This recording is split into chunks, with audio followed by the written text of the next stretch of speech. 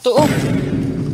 Numayng adlaw na po ninyo tanan mga guys. For today's video is another day and it is a Sabbath day mga guys. Share na ako ninyo ang karong mga panghitabo karong adlaw. So dito diay mi sa Frankfurt mga guys o astang bibuha o nag-enjoy gud mi aning lapita mga guys. Anong nag-enjoy mi mga guys tungod kay nagsimba mi sa ato nga buhi nga Dios mga guys. Meet na to ang atong mga kaigsuonan dinhing lapita. So kini nga association mga guys mao ni ang Wonderland Association sakop sa Wao mga guys. Giheld sa munisipalidad sa Amay Manabilang mga guys. So daghan kaayo ang nanambong mga guys. Daghan kupod kaayo mga singer nga nangabot. Nagkalain-lain nga mga singer ug nindot kaayo mga tingog mga guys.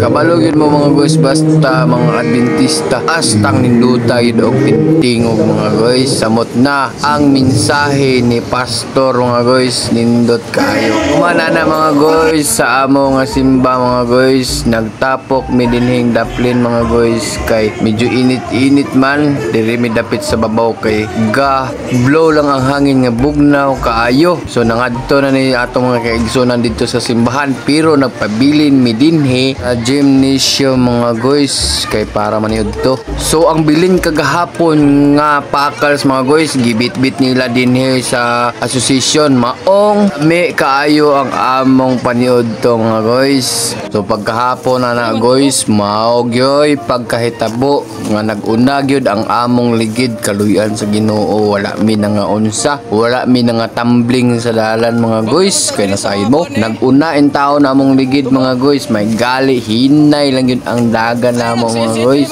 ug na manage sa ni daddy ang maong manubila mga guys. Kaluyan ra gyud mi Dili man sa pano ni agi sa guys. Kana nga part mga guys nga mi si kasagbutan kay gipangita na mong ligid og asa ni lagpot mga guys. Tuas tunga-tunga sa katubhan ni suksok mao ang ligid mga guys. So sa tanang nagtabang sa amoa mga guys sa pagtaod sa pagpangita sa maong ligid o pagtaod sa ligid sa sakyanan mga guys. Daghang salamat ninyo mga guys. Kung dili tungod ninyo wala na taod in taon ang ligid namo mga guys. Di mi kalakaw og dali maapsan og tamig ulan ani nga mga time mga guys. May gali na amo mga kaigsuonan dahil gyapon nato ni nga na simba dinhi sa Amay Manabilang mga guys. Gitabangan ta nila kay para mataod og dali ning among ligid nga natangtang nga naguna sa among sakyanan. So lesson learned gyud mga guys. So dapat before ta mabiyahe mag-ampo gyud ta. First of all mga guys ampo gyud atong buhaton og i-check nato og atong mga parts sa atong sakyanan kay wa ta kabalo mga guys sa unahan og wa ta nag-check sa atong mga ligid hangin brakes. Wa ta kabalo basig matambling ta ana og wa ta check mga guys. So unay nahitabo sa mua